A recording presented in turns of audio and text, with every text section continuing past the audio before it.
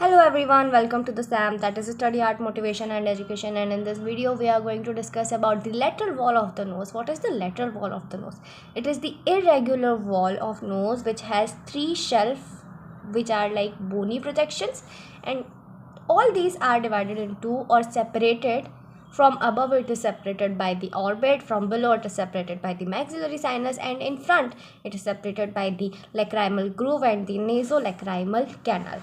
And it is now subdivided into anterior, middle and the posterior part, where anterior part is subdivided by the vestibule, middle by the atrium of middle meatus, and posteriorly by concavs. Now these concavs are the spaces, and these spaces separating the concavs which are called the meatus. So the spaces which separates the concavs are called the meatus.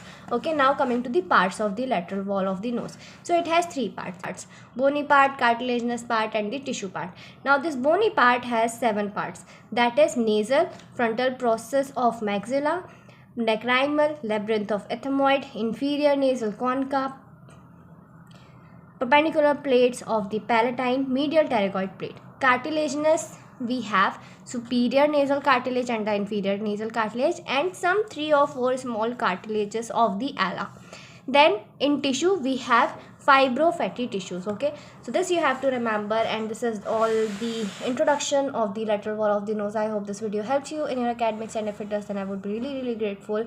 Thank you so much for watching this video, and I'll see you in the next video. Till then, don't forget to subscribe to the channel.